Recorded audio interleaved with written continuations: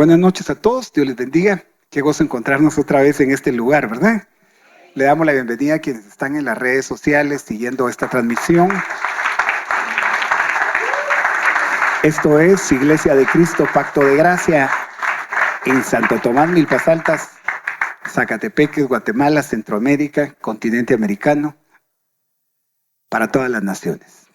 Es un gozo encontrarnos y poder traer esta escritura y saber que Dios está anunciando un tiempo particular de bendición para usted, para su casa, para su familia. Y Dios ponía una escritura y una palabra en particular hoy para que la consideremos. Quiero hablar sobre la semilla incorruptible. Y es necesario quizás que tomemos en cuenta primero el concepto de algo que es incorruptible. De hecho, es contrario a la corrupción. Si usted quiere definir lo que es incorruptible, tiene que definir primero qué es corrupción. ¿Cómo algo se corrompe? Yo quiero pedirle de favor algo esta noche porque amamos y respetamos la palabra de Dios. ¿Estamos acá? Usted va a procurar quedarse ahí sentadito y recibir esta palabra sin interrumpir el momento. ¿Amén? Para que la palabra de Dios sea de bendición como el Señor lo ha determinado. Entonces, lo incorruptible es aquello que tiene la capacidad de no descomponerse en su proceso normal de vida. Un ejemplo muy común es lo que pasa con la carne. La carne es corruptible. Cuando la carne ya no está conectada a un sistema de vida que la oxigene, que la mantenga en un proceso constante de alimentación, la carne tiende a corromperse. Y lo inmediato es que esa muerte se traduce en descomposición, en mal olor, en una serie de condiciones desagradables en las que usted dice, esto, si me lo como, puede ser hasta tóxico. Pues la corrupción es un estado en el alma, es un estado en el cuerpo o es un estado en el espíritu. Cuando la Biblia habla de una semilla incorruptible, está hablando específicamente, hermano, de algo que no es terrenal, porque todo lo terrenal resulta corruptible. Y quiero entrar a esta palabra porque Dios se define a sí mismo como un sembrador. La pregunta es, ¿qué es lo que Dios siembra? Yo tengo una interrogante más también esta noche. ¿Qué es lo que Dios ha sembrado en tu vida? ¿O qué es lo que hay en tu vida y que Dios no lo ha sembrado? Nosotros somos un campo, así nos define la Escritura. Somos la tierra en donde Dios siembra. Y Dios mismo se define a sí mismo como el sembrador en esa tierra. Pero ese criterio también enseña que su palabra es la semilla. Estos son datos elementales, básicos, que hasta los niños los podrían definir después de una clase en su escuela dominical. La palabra de Dios es una semilla, pero aparte de eso, Dios cuida de la siembra que Él hace. Entonces yo quiero enfocar esto básicamente como Dios plantando en tu corazón una semilla que no es corruptible. Y es una buena noche para confrontar muchas de las cosas que nos descomponen.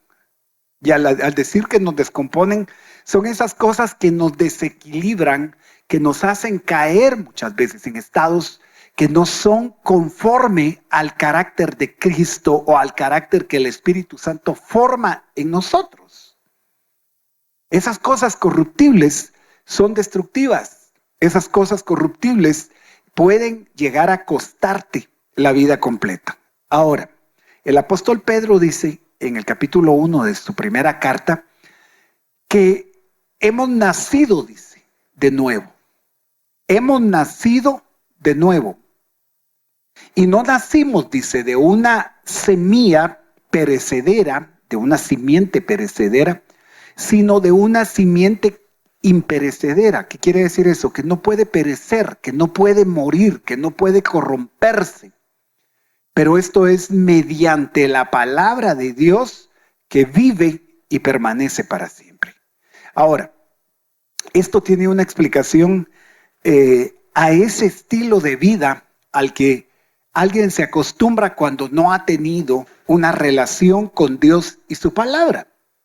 Hoy precisamente hablaba con alguien y comentábamos cómo nuestras vidas se desarrollaron a veces en familia o en un entorno religioso, pero la palabra de Dios no fue un cimiento, no fue un fundamento. Yo siempre enfoco esto porque creo que sigue pasando en muchas familias y aún en familias cristianas que poseen una Biblia, la palabra de Dios no precisamente es respetada, es valorada. Es más, pueden haber iglesias en donde tanto es el respeto por la palabra de Dios que llegó el momento de la palabra y usted decide salir, usted decide pasar el rato. Hemos aprendido en este lugar a respetar el tiempo en el que Dios habla. No muchos dicen amén a esto. Pero es que dice ese pasaje, que hemos renacido, o ustedes han nacido de nuevo. No sé qué versión tiene usted, pero esto explica por qué razón la Escritura enfatiza la importancia de nacer de nuevo. Ahora, viene un hombre con Jesús una noche, llamado Nicodemo, y le dice: Señor, ¿qué debo hacer para ser salvo? ¿Qué debo hacer para tener la vida eterna?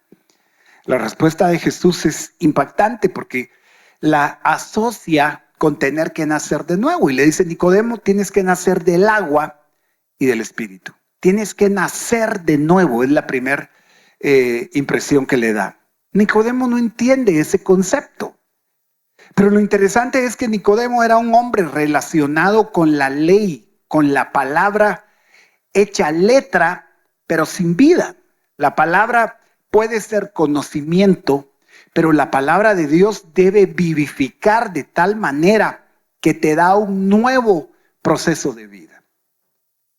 Cuando nosotros nos enfocamos en este requerimiento que Dios plantea para nacer de nuevo, es imposible que tú digas que puedes nacer de nuevo y la palabra de Dios no te importe. Porque cuando no se tiene ese balance, mira, puedes llenarte de una serie de requisitos. No es exactamente esta la palabra que necesito usar. Puedes llenarte de una serie de pasos en términos religiosos y cumplir a la manera a la que tú aprendiste en tu religión. Pero la relación con Dios no es ritos ni ceremonias, dice la Biblia. Dios estaba cansado del ofrecimiento de sacrificios y el corazón del pueblo estaba muy lejos de lo que ellos en verdad le daban a Dios como tal. Me ha cansado, dice. Me he cansado de sus sacrificios. Habían traído machos cabríos, habían traído una cantidad de ofrendas y pareciera que la palabra de Dios estaba cumpliendo en ellos, pero había un elemento indispensable acá: su vida seguía bajo corrupción. Ahora, las cosas que corrompen, nadie más que nosotros las podemos definir, porque nuestro corazón guarda un proceso que debe ser restaurado por la palabra de Dios. El mismo apóstol Pedro dice que deseemos como niños recién nacidos de la leche espiritual, no adulterada. Pero mire, qué impactante. Para que por ella crezcan, dice. O sea que la palabra de Dios tiene que provocar un efecto de crecimiento. Por eso a mí me preocupa y me compromete que lo que tú recibas cuando vienes a la presencia o a la casa de Dios, aunque en la presencia de Dios permanecemos, no venimos a la presencia de Dios cuando venimos al templo. Elías decía: vive Jehová en cuya presencia estoy, y andaba por donde anduviera las 24 horas. Hemos de saber que la presencia de Dios está ahí, pero el punto es que en un instante en el que tu corazón es confrontado por una crisis y las cosas que te corrompen salen en diferentes estilos, salen a la manera de desánimo, salen a la manera de vocabulario corrupto, o la Biblia dice que ninguna palabra corrompida salga de vuestra boca, dice. Lo interesante es que algo que se corrompió corrompe lo demás. Aquel dicho de que una manzana podrida podría a las demás no es un simple dicho, es una experiencia, y está comprobado científicamente que lo que sucede es que esa manzana podrida empieza a expeler, empieza a producir una cantidad de gases que son los que impactan a las manzanas que están a la par. Cuando usted encuentra a una persona bajo corrupción, es muy fácil que usted pueda distinguir qué hay en el primer momento que habla o en las actitudes que toma. Por eso déjeme decirle, la Biblia dice que si alguno está en Cristo, nueva criatura es. Las cosas viejas pasaron y todas son hechas nuevas. Qué interesante que esa aspiración por cosas nuevas sean una constante en tu vida, al punto que tú no te puedes dar el lujo de venir al culto y mañana estás deprimido o deprimida en tu casa llorando otra vez por tu crisis. ¿Estamos acá? Hay un momento en la vida cristiana en el que tú, en tu niñez espiritual, probablemente actúes de esa manera. Pero hay un momento en donde imagínese usted semejante viejo llorando porque le quitaron un juguete. O encaprichado porque perdió algo. ¿Estamos acá? Perdone que le diga cada rato eso, pero yo quiero estar seguro de que usted está captando, porque por la palabra de Dios es que crecemos. Ahora, déjeme decirle, el Espíritu Santo quiere esta noche, hermano, marcar en nuestro corazón aquellas cosas que nos descomponen y que nos provocan definitivamente un estado desagradable. El cuerpo tiende a corromperse de tal manera que si no lo limpiamos, nosotros mismos o nos acostumbramos o nos enfermamos por la falta de higiene. Y hay áreas en el espíritu y en el alma que no son visibles en el cuerpo, pero que apestan muchas veces. Y es necesario lavarse los pies, es necesario muchas veces lavarse la boca, es necesario lavarse el corazón. De hecho, el criterio de tener que purificar era una constante en la enseñanza que Dios le había dado a su pueblo y les había enseñado ritos de purificación bajo la ley. Hoy en Cristo, el elemento básico para limpiar nuestras vidas es la sangre de Cristo. La Biblia dice que si confesamos nuestros pecados, Él es fiel y justo para perdonar, y su sangre, ¿qué dice? Nos limpia de todo pecado. Pero hay un segundo elemento que purifica y que limpia, y es la palabra. Jesús viene con los discípulos una noche particular y decide lavarle los pies. ¿Por qué decidiría lavarle los pies? Y usted conoce el relato bíblico. Pedro se resiste a que le laven los pies y le dice, no, Señor, ¿cómo va a ser posible que hagas eso? Y Jesús le dice, si no dejas que haga esto, tú no vas a tener parte. Entonces Pedro se va al otro extremo y le dice, entonces, báñame pues. Pero Jesús responde ahora a esto y dice, no. Ustedes están limpios por la palabra que les he hablado. Quiero que note esto, porque la palabra trae un estado de purificación. A ver, ¿cuántos han tenido estados de desánimo? Quiero ver acá. ¿Hay algún normal acá? Porque es normal que tú te desanimes. Pero si tú no aprendes a levantarte de ese estado de desánimo, mucho ojo con esto, por favor. David tenía estos estados y en la presencia de Dios aprendió a renovarse, aprendió a llenar su vida de tal manera que su corazón retoma fuerzas cada vez que él se encontraba con la palabra de Dios. Quiero, antes de pasar a un punto más, marcar acá, por favor, que esa palabra de Dios vive y permanece para siempre. No quiero dejar esto como un hilo suelto. Ustedes han nacido de nuevo, dice, no de una semilla que se muere, no de una simiente perecedera, sino han nacido de la palabra de Dios, que es una semilla incorruptible. Ahora, ya con ese punto en particular, usted va a ver que hay una necesidad de considerar cómo Dios conserva, cuida y cultiva su semilla, su cosecha. Eso de lo cual hemos anunciado o hemos dicho en un instante que Él lo tiene en cuenta. Mire pues, en Lucas 8:11, Jesús da una explicación de una parábola que le refirió a sus discípulos. La explicación es tan tremenda porque Él va a definir puntos como los que le estoy diciendo. La semilla de la palabra de Dios. ¿Cuál es la semilla? ¿Quién es el sembrador? Vaya. Pero como estoy hablando de una semilla incorruptible, esa semilla tiene procesos que Dios cuida. Por eso fue que le dije al principio, Dios se define como el sembrador.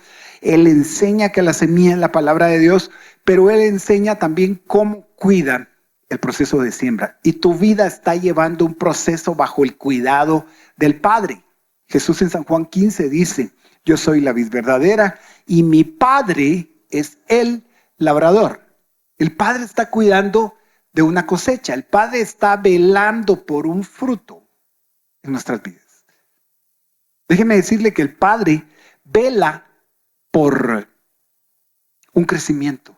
El Padre mantiene su vista en aquello de lo cual Él espera un fruto.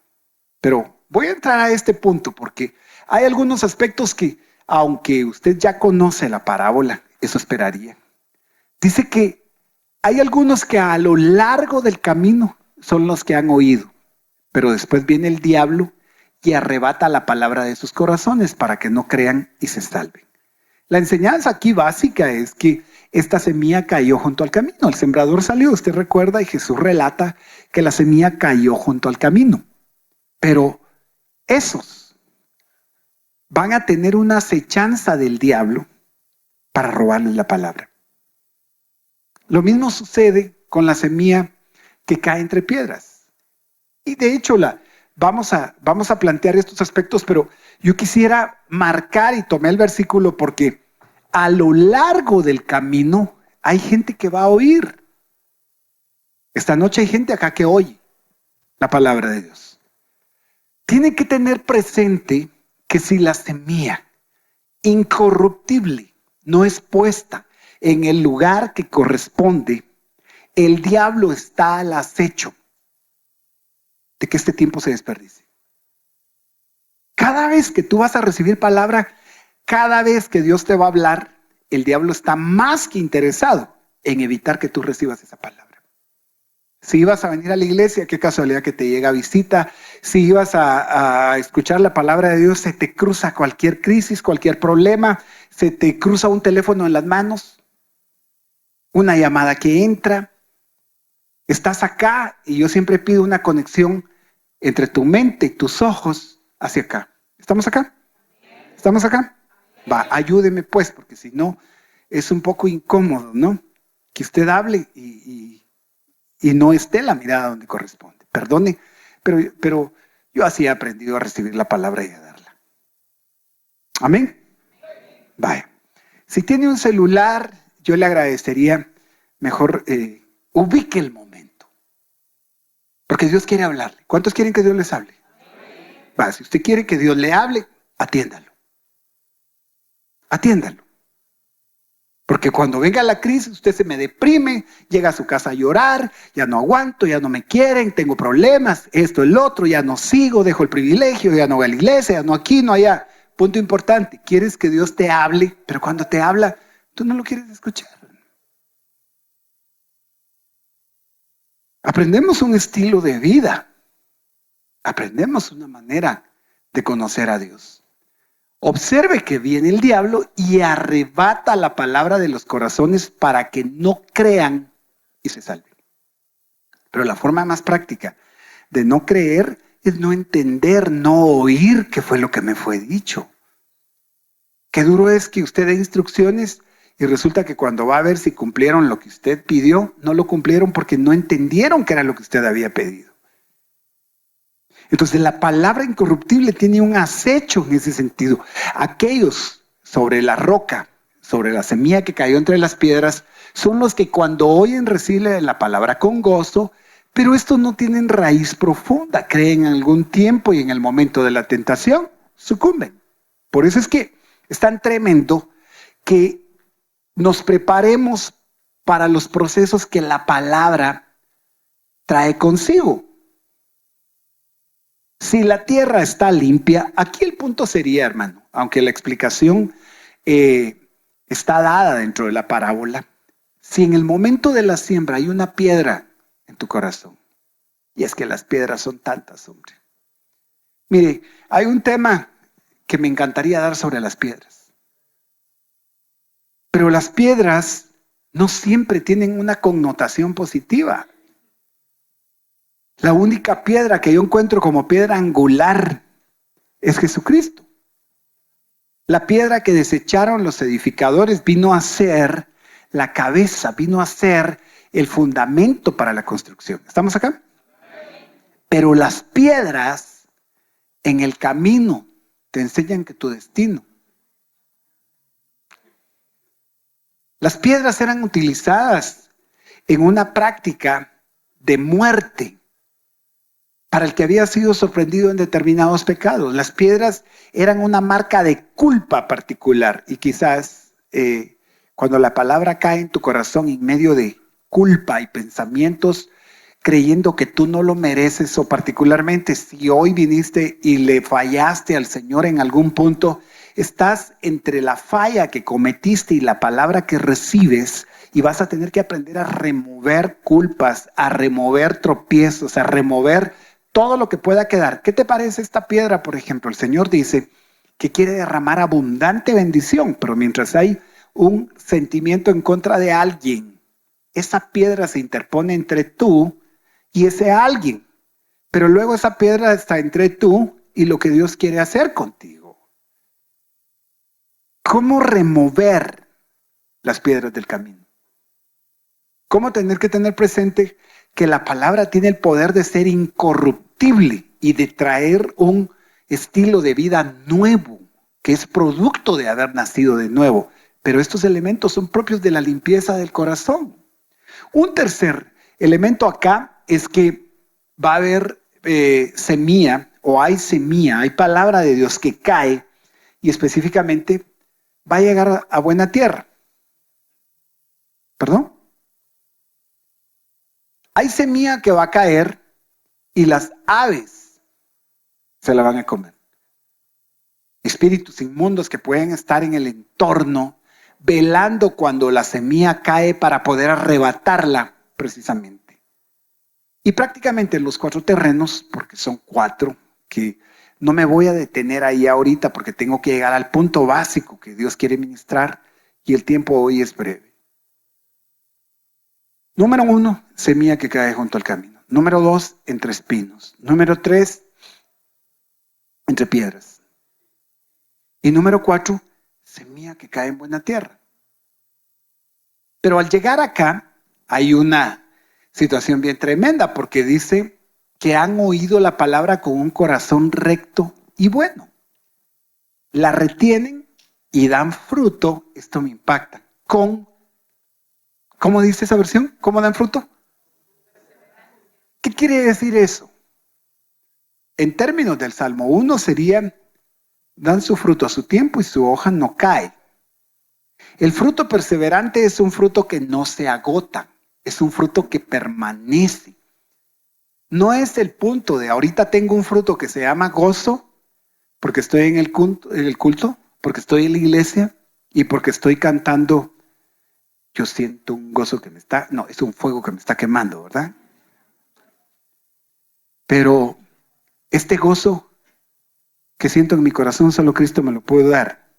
Y qué felicidad, y qué felicidad. Pero cantas felicidad acá y solo llegas a casa y como que si entraras, y por favor, aquí hay que considerar varias cosas. Si tú tienes una crisis en tu estado de ánimo, tienes que buscar libertad si estás en Cristo. Porque solo habrían 2 situaciones acá. Esa crisis en el estado de ánimo no me estoy refiriendo a que las depresiones no lleguen, pero tú aprendes por la palabra de Dios a levantarte, a sostenerte y a decirle a tu alma, momento alma, alma mía, bendice a Jehová. No te olvides de ninguno de sus beneficios.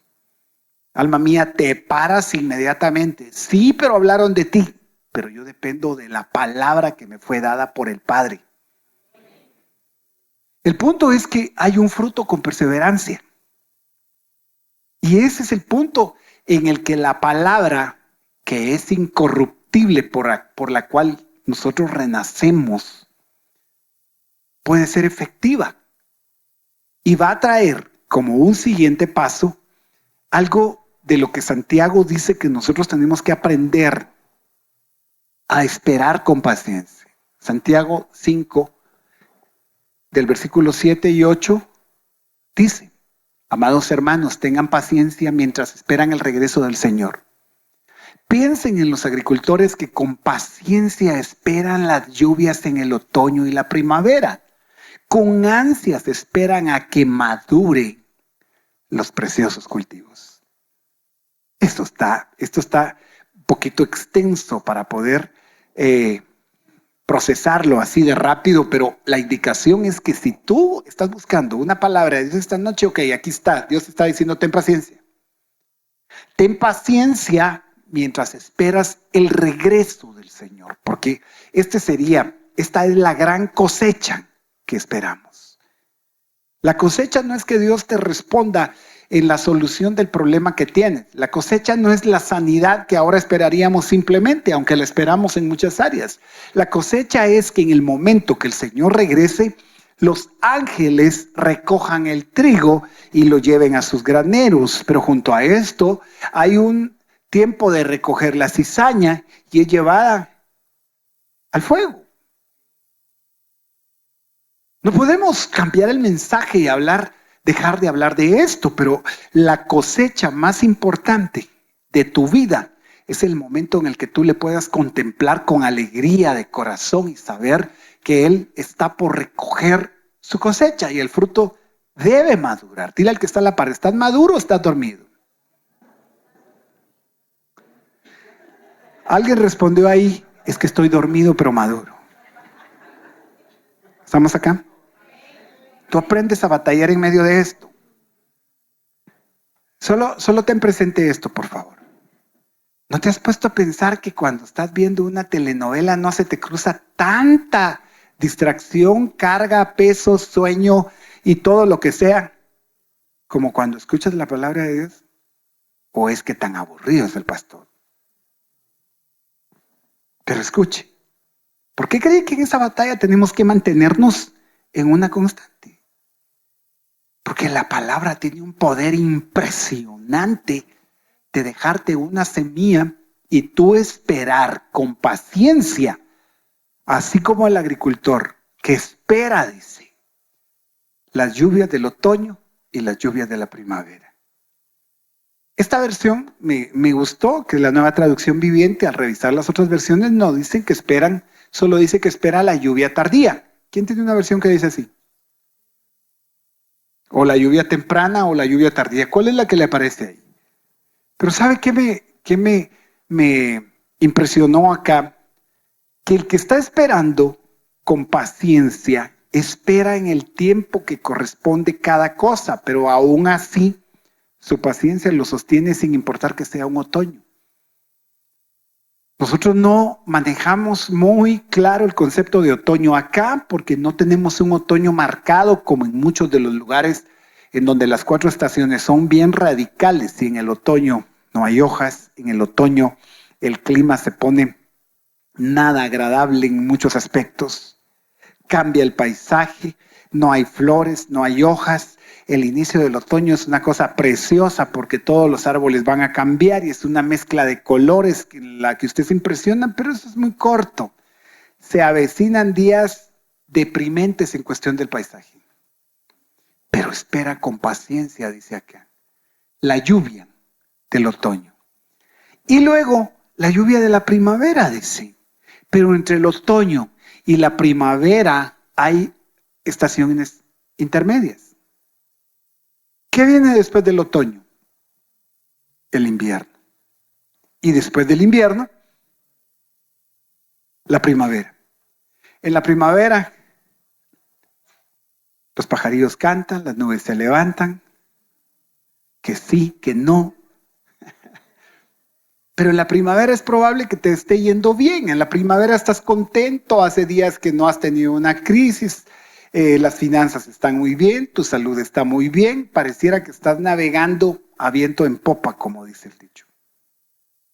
Ya han habido tiempos en tu vida así, si no es que estás ahorita ahí. Pero si tú tienes presente esto, que la palabra te lleva a un fruto permanente, sin importar la estación de tu vida en la que te encuentres, tú anhelas con paciencia la visitación de Dios, Porque el punto no es que estés esperando el otoño, tú estás esperando la lluvia, estás esperando la presencia, la visitación de Dios de tal manera que no te puedes acostumbrar a que tus ojos simplemente se sequen, fatigados de que no pasa nada. Qué rico es cuando la presencia de Dios viene y tus ojos se humedecen y aprendes a derramarte y aprendes a soltarte.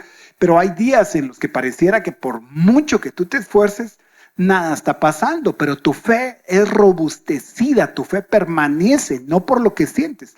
Yo sí tengo alguna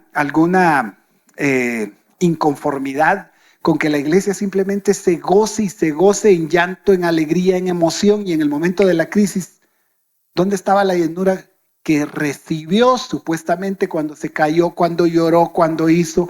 Hay gente que no precisamente, no digo que no, porque qué rico es ser ministrado de esa manera. Somos una iglesia que cree en un Dios que se manifiesta también de esa manera. Pero yo no quiero una congregación, ya se lo dije, que no es capaz de perdonar que hablaron de él, que no puede olvidar que es que X hermana dijo tal cosa de mí, y estás entre la batalla de una piedra en el camino, con cara de hermana o de hermano, de compañero de trabajo, de quien sea, y la palabra de Dios te cae y te rebota literalmente. Pero cuando la palabra cae y encuentra el lugar y la tierra apropiada, suave, removida, automáticamente percibe la humedad que la tierra tiene. Por eso dice un corazón recto y bueno, decía en esa tierra donde cayó. Y con ansias esperan a que maduren los preciosos cultivos. Aquí termino. ¿Me ayudas, Jesús? Si el Señor es un agricultor y aquí nos está diciendo cómo nosotros deberíamos de comportarnos como un agricultor, quiero que vea esto, por favor.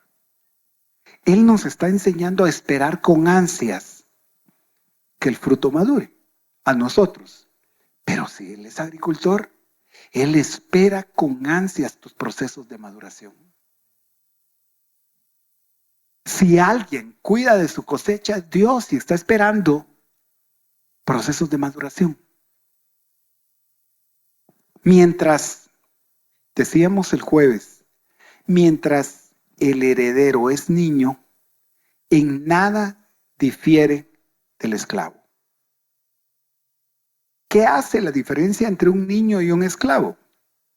El niño, por su estado de inmadurez, no puede poseer la herencia que le es dada. Y él, como heredero total, tendría derecho a disfrutarla y a tomarla. Pero ¿sabe por qué no se la dan? Porque si se la dan, la destruye. Si se la dan, la consume, no la administra correctamente. Pero cuando él madure, cuando él alcance la edad necesaria para recibir la herencia. Entonces el punto. Y solo quiero atar todos los cabos que tocamos esta noche que en el mensaje salieron. Hay una semilla que es incorruptible, que tiene como propósito final hacernos dar un fruto y que ese fruto madure.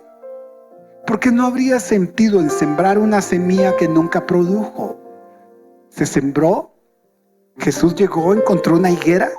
La higuera tenía un follaje impresionante, pero no había fruto. El follaje es parte del proceso.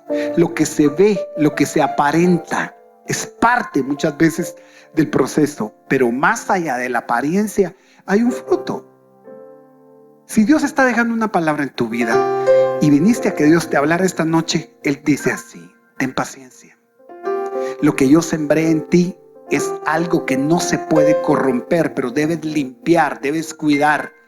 ¿Dónde está cayendo esa semilla? Y así como el agricultor que espera la lluvia, vas a esperar la presencia de Dios.